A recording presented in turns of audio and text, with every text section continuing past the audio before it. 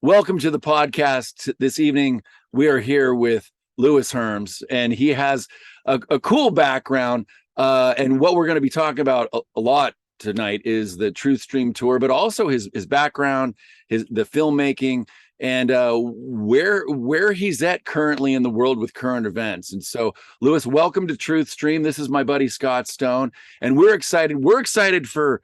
I'll throw this in there.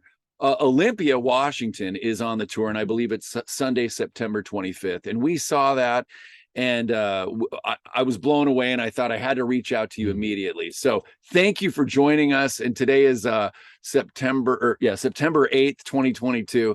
So thank you for being here, Louis. It's a pleasure to be here. Two questions. Are we live? Is there a chat? We are not live. There's not a chat. And is it on YouTube? It's going to be on YouTube, BitChute, Rumble, and then I'll be a good boy. That's what I needed to know. Perfect. And if not, it'll be on Rumble and BitChute. Yeah, right. I don't want to get you. I've already been taken down so many times. It's ridiculous. So I don't want to be that guy. So no. And I also I take the audio, which I don't know a lot of people know this. You can take the audio off Zoom and put it on. It's a website called Spreaker, and it sends out to Spotify, iHeartRadio, Apple Podcasts. So I'll be putting it on there as well. Oh, I love that. Maybe I'll pick your brain later. That's awesome. Absolutely. I'd be happy to. So let's start with a little bit how you even got started on all this stuff. I mean, you've been a businessman, a filmmaker, and now you're kind of people look to you in the truth community. So let's start there. Well, first I was a female stripper. Just joking.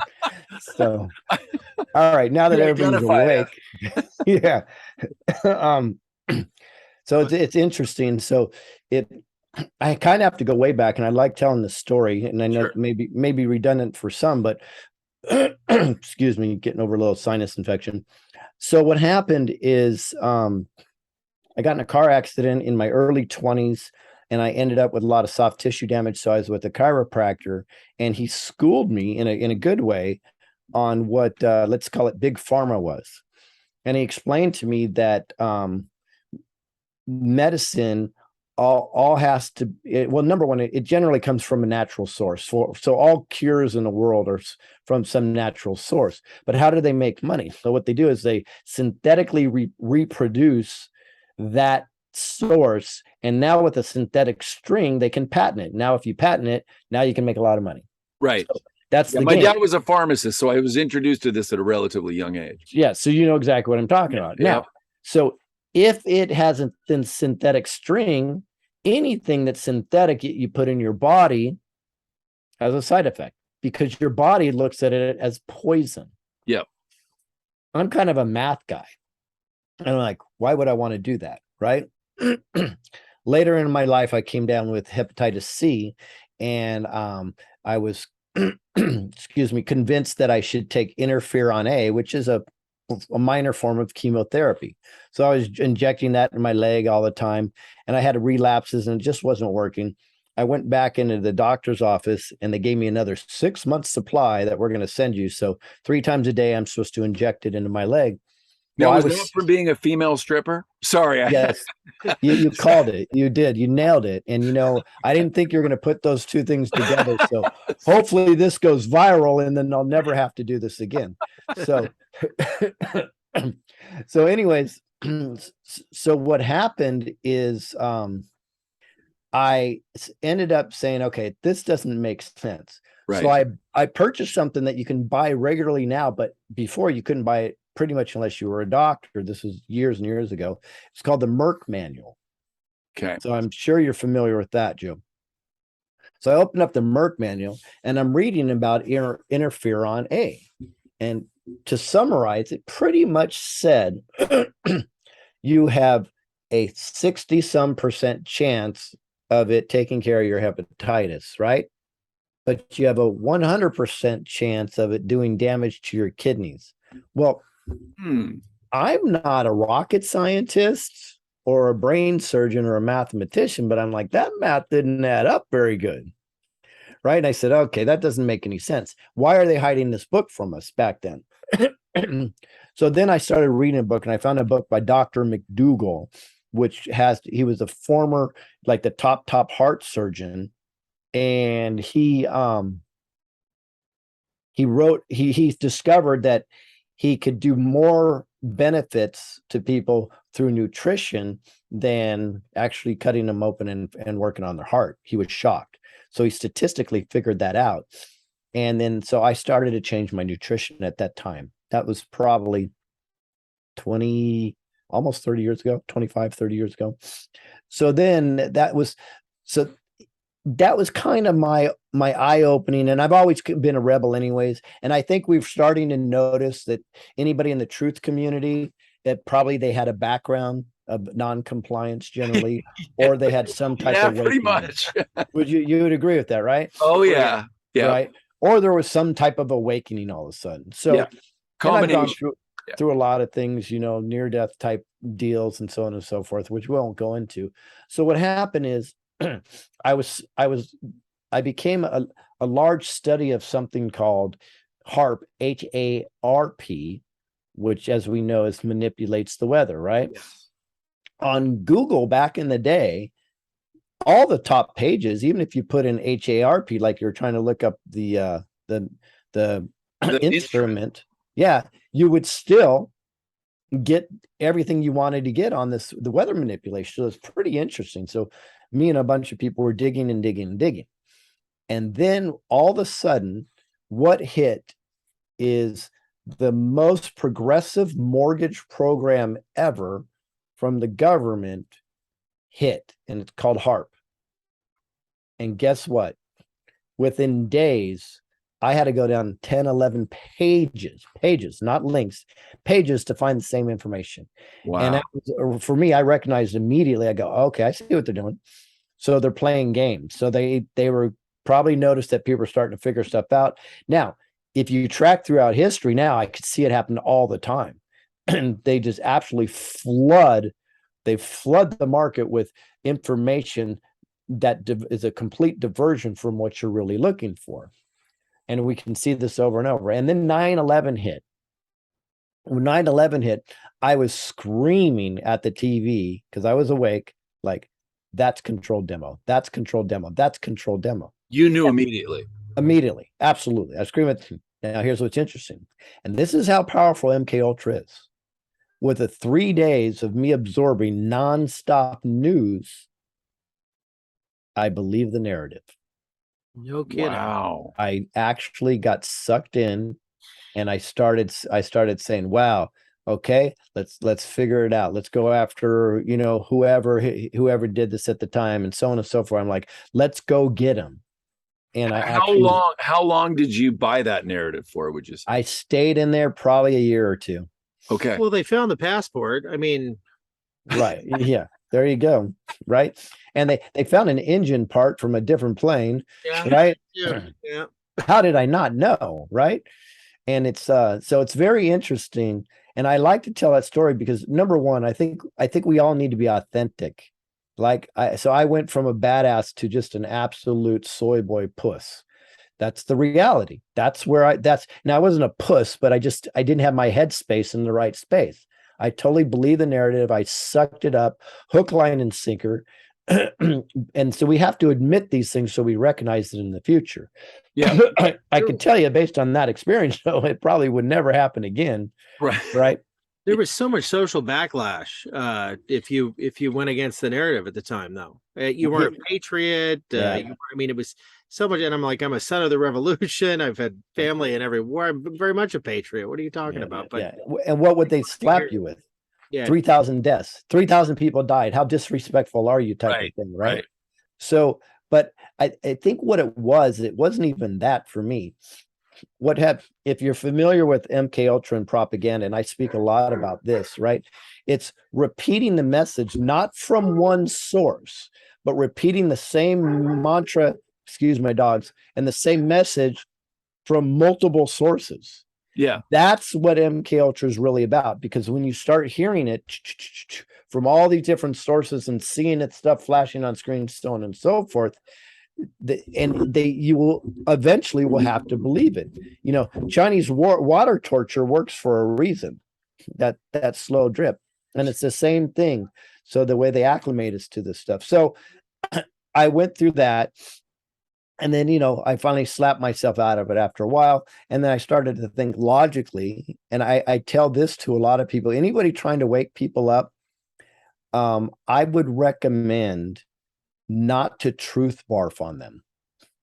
And I know we have a tendency to do that. So since I'm in a new audience, I'll give this same analogy I've given before. So if you want to talk, since we're on the subject, if you want to talk about 9/11, probably not a good idea to somebody that you're just talking that hasn't met you before and said, well, George Bush, who's a reptilian, was underneath there, and he's stealing 600 billion pounds of gold out of there, and a direct energy weapon took down the towers, and it was all set up. And this is because you've lost them; they're gone, they're history, right? Forever. So I've learned that I can wake up a lot of people face to face when you start asking questions, and when they're very subtle questions. So the way I pose these questions, and you have to be patient with this, is I said, did you know Tower 7 fell? A lot of people don't know that. And they go, yeah, okay, great. Did you know that it was on fire for several hours before it fell? Really? Yeah. Did you know that a plane never hit Tower 7? They're like, what? How did it fall? I go, oh, did you know that debris from the other towers never hit Tower 7 because there was a building between it and the other towers? Right. Now, see, you're getting them to start going, really? And then did you know that it fell in its own footprint? And you can go on and on. Did you know in Great Britain, they announced that it fell 20 minutes before it actually fell? Did you know these things? So when you ask the questions in that way, now you got them. Right. Yeah. Now they want to know. Baby steps. You got to start. Yeah. Baby steps, because the rabbit hole is so deep. You can't start at the end of it. You got to just usher him in slowly. It's that whole Socratic method, which I think a certain letter of the alphabet uses in post. Right. It's been really effective. Letter number 17. Yeah, which I'm not familiar with that at all. So what's interesting is, I was just talking to my wife about this today too. So what I try to teach, if I could label myself as a teacher, hold on a second. My son's looking for something. I'm live. Love you. Bye. So anyways, oh my God, must be important. So anyways, so what I try to teach is two things. Number one, how did they get us here? They got us here through the frog in the pot. So what they do is they've slowly turned up the water so we never knew, and we boiled and we died. That's the theory of the frog in the pot. So how do we get out of it? It's the exact same way. You don't generally shock somebody awake. You need to acclimate them to the truth. So I believe, and I was talking to my wife about this today, is the best way to wake somebody up is by asking questions. Here's why. Even if they're close to you, and those close to you don't want to admit it to your face, or they think you're trapping them, so they don't want to answer the question properly, guess what? We always answer truthfully in our brain. So when you ask them questions, they answer and they grab it. Doesn't matter what they say to you, because they have some type of ego where they may not want you to know what they're thinking, but they do answer correctly. So it's very important that when we try to wake people up, that we have a conversation where we just ask questions, little teeny questions. That makes sense. And if they're honest, then you get some good feedback, and then you can really go someplace. And if they're not honest, doesn't matter. Guess what? You plant a seed, that seed matures, and eventually it will grow fruit. And it does. And I know it because my wife is a hairdresser. 2 years ago, she's trying to wake people up in her chair, and they're totally asleep. And now people are asking her daily. So remember when? Can you tell me about this? What's going on here? So anyways, that's a long road around this. And then I ended up with the whole lockdown. I decided to make a film called 2020 Vision, very similar to what we're discussing, which, because my challenge is, when I started to look at all the wonderful films, and I love Nick Albert, and I love his work, and Janet Osbard, and Fall Cabal, and all the stuff that's out there. the biggest challenge I had is they really are talking to an echo chamber. So they went so far so quick with the truth that they're talking to the people that are already at least semi awake. At least they're questioning things. Yeah, at least they're willing to look. So I said, okay, how do I get to the people that aren't completely awake? Right? How do I get them? So what I did is I started that first film off with saying, this is once a conspiracy. This was once considered a conspiracy. Now it's fact. And you could look it up. And I went through a bunch of scenarios, that they could see, like the Tuskegee experiment. That was called a conspiracy back in the day, big time. They were going crazy. And then now everybody knows that's 100% true. We tested on Americans. You know what I mean? We did this, syphilis.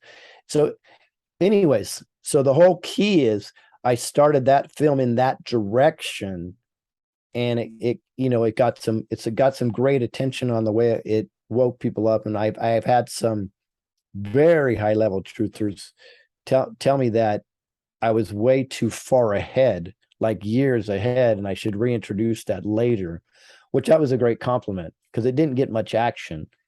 And then I made a film called Watch the Water, Trump, Q, and Deuterium. And that one went mega viral, not on my channel, ironically. It got stolen over 30 times, had millions of views. On my channel, I think it only had 85,000 when they took my channel down, but at least it got out there, and it is what it is. So that was very interesting. And then I started doing a lot of interviews, and now I'm doing the Truth Tour. So it's been a fun ride. Yeah. I'll tell you, I think after the last presidential address, a lot more people have a lot more questions. So that's a step in the right direction. Yeah, it's good. Questions are good, and it's, the reality with, I'll parse my words here with the whole Mar-a-Lago thing. I believe that's just another setup. Right. Yeah. I mean, I if you look at what he said, he said, well, there was something in there about the Iran nuclear deal and Obama, like, so I don't know what they would see in that, right? Like a broken arrow, I don't know. Yeah, exactly. Yeah, and it was mentioned in the drops, the 17th letter of the alphabet drops about 4 years ago that something was gonna happen there. So let's talk about the Truth Tour, and how did this idea come together, and anything you want to kind of divulge about this? And there's a lot of amazing speakers, and also one question I had is, there's going to be different speakers at different stops, I would imagine, right? Not every speaker is going to speak at every stop. Right, exactly. So we do have some speakers traveling to all the stops with us. Okay. And that would be Mark Atwood. Oh, fantastic. Tom Numbers. Okay. Jason Q. Yes. and Derek Johnson. Awesome. Oh, Derek. You mean the cowboy? That's right. Oh my gosh, that's so awesome. He really has livened things up. Yes. So we're gonna have, and then Bruce Poppy, which I just adore, will be at every single one also. So, and of course my crew. So we have a caravan coming this time. It's very exciting. So those people I mentioned will be at every single stop. So to me, there's no reason not to try to find a way to get. I mean, Jason Q, and Derek Johnson alone. I mean, I already bought my ticket last week. So thank you. So it's going to be a lot of fun. And then at each stop, we're adding a ton of people. The list goes on and on and on. Kathy O'Brien will be there, Judy Mikovits, Michael Jaco, Mickey Klon, Ethan Lucas. I mean, and the list goes on and on and on and on. So it's going to be a lot of fun. A lot of fun. And 107, he surprised us at our last one, and he was there for 3 full days actually at our last event. Now, was that the one in Texas? Vegas. No, Vegas. I did see him in Texas. I was blessed enough to be asked to speak by Chris, which is Baby Trump. By the way, Chris will be probably on about 10 of these stops also. I have a conference call with him tomorrow. and that was the Reckoning Fest, and Chris did a great. Yeah, Reckoning Fest. That's right. Yep.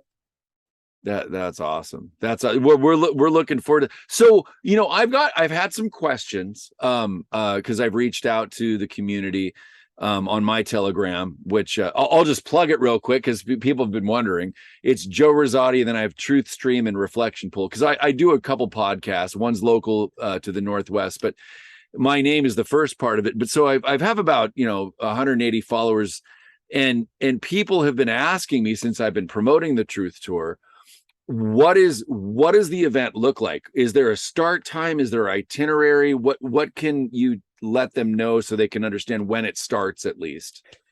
Great question. Well, most of them, about 80% of them to 90% of them, start at 10 a.m. in the morning. Okay.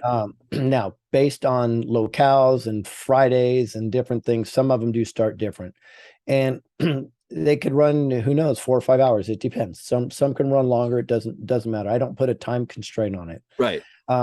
So we let the VIP ticket holders in first, and they get a whole bunch of bennies just being a VIP ticket holder, like a t-shirt, swag bags, priority seating, and then they get to spend private time with the speakers before the event even starts. Okay. Which is kind of cool.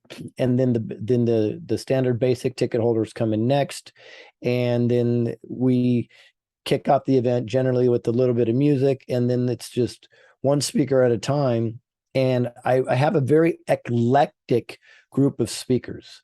So some tours are very based a certain direction. One may be Christian based, and one may be all spiritual based, and one may be just disclosure based. They're all invited on my tour. I'm sure I have people on my stage, I know it, that may disagree with each other. And I think that's very, very healthy. Because I try to, when people ask me about that, and I have even had some speakers say, I'm not going to speak because you have this person on your stage. I said, well, you're doing yourself a disservice, right? Because I believe that I, Louis Herms from Screw Big Gov, that's my platform, I am not the arbiter of truth. That's not my job. My job is to bring you the information, and you as an adult discern for yourself, because isn't the ultimate goal is that we need to start being able to have great discernment. Yes. What better way to do that than have these people in your face, whether you agree with them or disagree with them, right? We are sheep no more. That's the way I look at it. So I really pride myself in a few things. I have about 80% of the truthers I've had a personal discussion with, and I said, okay, no bashing other truthers. We have one unified message going forward. It can be diversified as long as we have the same goal, right? No selling on the stage, right? And let's bring passage and love, and just know that you are a truther and known only because you have a platform. Other than that, we the people. And I say often, I guarantee you there's people in the audience that have done a lot more damage to the cabal than I can ever do, right? They're just not known, and they don't want to be known. And I'm okay with that. So we have to understand and humble ourselves and just say, because God blessed us with a stage and a platform means nothing. It just means that we have more to shoulder when it comes to our obligation to get the truth out. That's it, right? Other than that, we all have to work together as we the people. And so if anybody pays attention to me, I slap the truthers around a lot. Now, I do it in a general way, right? I do not like the truther infighting. I think that's really bad for the movement. But in a general way, I've done it. And then I'll have 3 or 4 of them will contact me and say, you were talking about me. I'm like, was I? That's just because, and who I learned that from is there was a great coach for the Washington Redskins named Joe Gibbs. And I'm glad you still call them the Redskins. Right. Yeah. Fuck that other stuff. Sorry. Oh, so was I not political correct? Should I not say fuck that other stuff on here? No, you can. Absolutely. We're happy you said fuck that. Yeah. I can tell you a bunch of Indians or Native Americans would appreciate him calling them Redskins still. That's what. Well, I think the majority of them, I just watched something the other day, and it's like they're actually upset that they took that away. Yeah, it's so stupid because now they get no promotion whatsoever. It's like, so let's just wipe them completely off the map because come on, it's so dumb. Yeah, let's So, erase their history. Washington football team is so ridiculous. Why didn't they just change the logo to a potato and call it good? well, yeah, and they just did it. And how about the Cleveland Indians? Right. Yeah. That's a little trickier. I can't think of a potato joke for that one. No, I know, exactly. So the key is what Joe Gibbs used to do is with his team, which is genius, and he probably does it on his NASCAR teams too. So he would get everybody in a room. He would see somebody on the field that did something he didn't like or some type of behavior that he thought was destructive. He would never call them out by name, unless, excuse me, unless he had to stop it at that moment. He would hold a meeting, right, and he'd say, "This is what I'm seeing." Boom, boom, boom, boom, boom. He'd leave, close the door, and you know what would happen? 5 or 6 of them were in the locker room afterwards going, "Oh man, he was talking about me. He just scolded me." And somebody, "No, dude, he's talking about me. No, he's talking about me." That's what I try to do. But he didn't use the name. That's pretty brilliant. Didn't use the name. So I like to model myself in that vein because I think that's more helpful. And because the reality is we have to curb our behavior. We have a responsibility, right? That's why if you've noticed, I don't do hopium and I don't do fear porn. Yeah. Right. I don't think either of them are helpful. But now, if I could find some facts to base on things, or some great analogy, or some reasonable speculation, and I'll try to put it in a positive spin because I do think that the cabal feeds on fear. So I would much rather put a positive spin on everything if I can find it to be legit.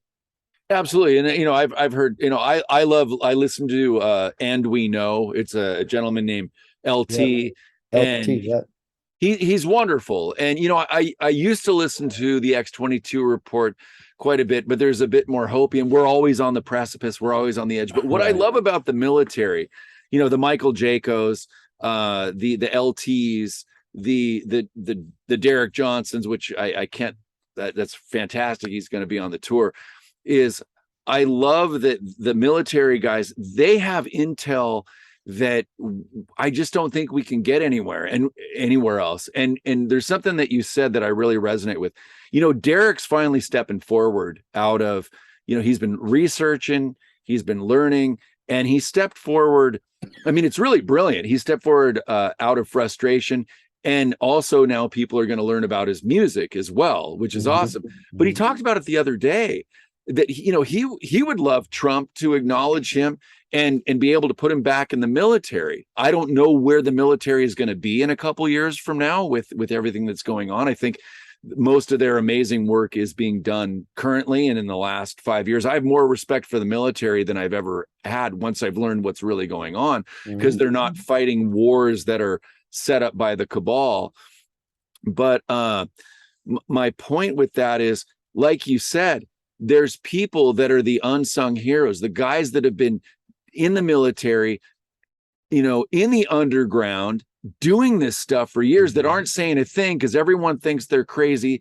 They don't have a voice. And if they did, I mean, they would have a huge following. And so part of what we're doing, I think, is speaking on behalf, because they're sworn to secrecy. They have an oath that they can't talk. And thank God someone like Derek is out there talking right now. But boy, we welcome it at some point, as I'm sure you do, any musicians, actors, military, more importantly, anybody that's been through this, that is able to talk, that hopefully hasn't been tied into the cabal, or maybe they had that moment of transition. Because I think what's going to be real amazing about these stories is these people who have navigated these positions of influence, that have done it without either giving in or had their foot in the water, and they realized it and have navigated. I mean, the stories behind the surface are going to be unbelievable. We're going to hear from some of these people, and we welcome any of them to talk on our show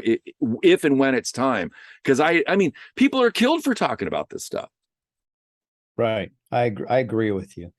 So let me give you some breaking fiction. This is fiction. Okay.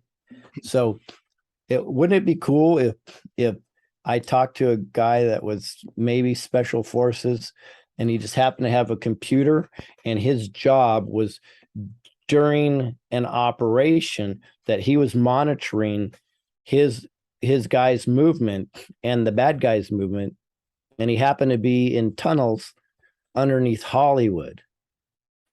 Wouldn't that be interesting if that happened maybe about a year and a half, 2 years ago, I think now? That'd be a pretty cool story. That might be interesting. Yeah, it'd be even better if he mentioned that the heads of the snake in Hollywood were already taken out. That would be cool, right? Yeah, that would be very cool to know. Now, what wasn't cool is if he would say that when he was in the tunnels, he actually saw chains on the wall that were the height of children to be wearing. Jeez. Yeah.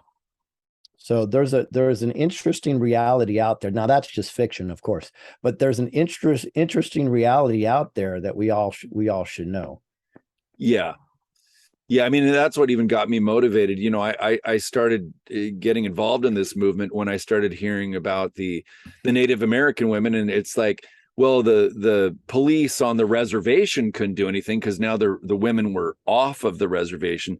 But since they were taken from the reservation, now the non-reservation cops couldn't do anything. And I'm just like, this is something's not right here. And then, of course, you know, I'll admit, I didn't understand when Trump got elected and his tweets. And I'm like, what is he doing? President shouldn't tweet. And then you start realizing, well, it's the only way he can communicate.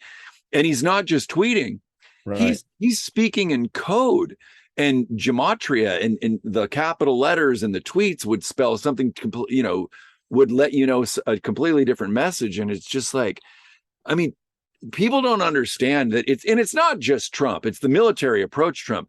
But what a brilliant, brilliant man. And when people finally realize the truth of what he and the military have been up to, it is the most amazing operation I think that's ever happened on this planet. It's mind blowing. Yeah, I would totally agree with that. People have to realize this is mainly for us. This is a spiritual and informational war. This is the first time in history that I think the public is absolutely included in it and everything. They just don't know it. They don't know it. And that's why Derek Johnson is such a great component of this. Yeah. Well, growing up, I had a lot of my family had a lot of really interesting friends, everything from arms dealers to 4-star generals and 5-star generals, and people that had been screwed by the Clintons, that sort of thing. And so it just shaped my reality very differently than most. But in my dealings with other people and relaying any of that, you know, I got the conspiracy theory label pretty quick, and I was just retelling factual stories from, you know, first position witnesses to a lot of this stuff. Right. And it's just kind of interesting how as humans we seek consensus. It's like I forgot the name of the study, but there's been a couple of studies where people they'll give the incorrect answer to the test because everyone else did, even though they know the right answer, and they'll swear by it. Right. Version of that. It's a problem. But I think we're growing out of it, maybe. That's brilliant. But I think we're snapping out of it for sure. For absolutely sure. Yeah.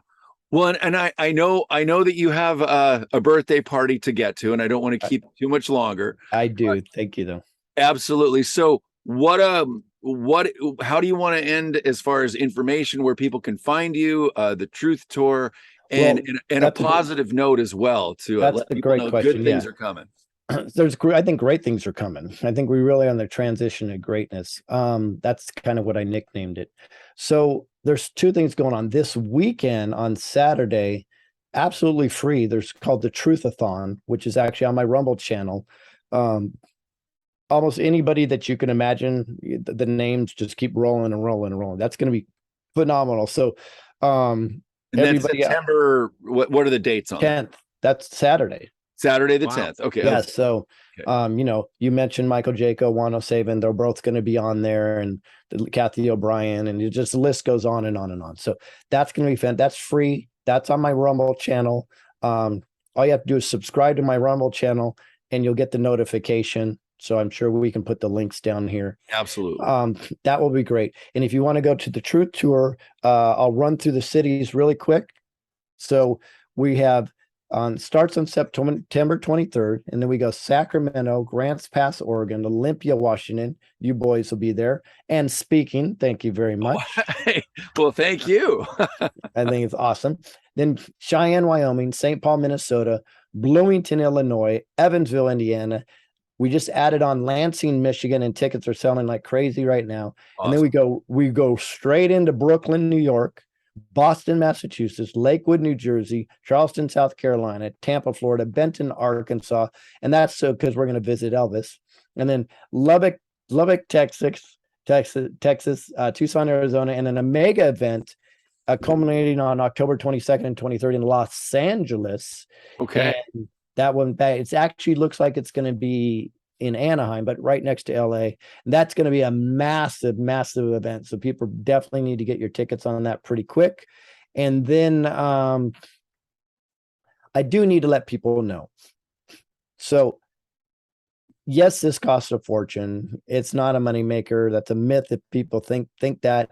I can tell you, my buddy Chris lost a ton of money on his. I know how much I lost on the first one. But that being said, I still don't want people to, if they have a challenge and they can't afford to go, legitimately can't afford to go, they're on a limited income or something, just go and hit contact, give us a message, or we have a text message on there. Let us know. We're going to do some way to help you get there, because I don't think finances should ever be a barrier between you and the truth. So we'll figure a way to help you. If you can afford it, and you can even maybe donate a ticket or donate to the cause, that's great. That helps us. But if you can't, we will find a way to help you out. I always want to let people know that, because I don't want people to feel left out just because they're on Social Security or something. We'll figure a way to get you there.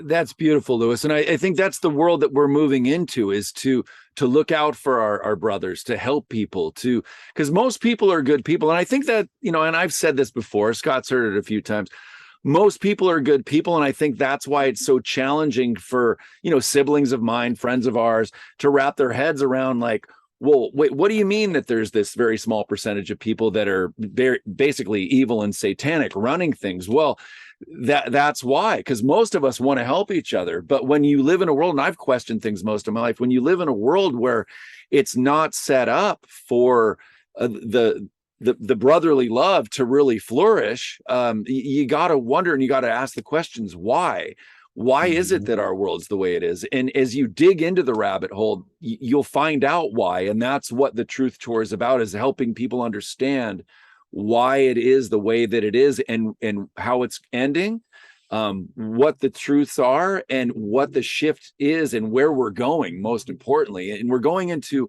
a beautiful world, and many people have questioned, our creator. Well, if there was a God, God's given us free will and 100%.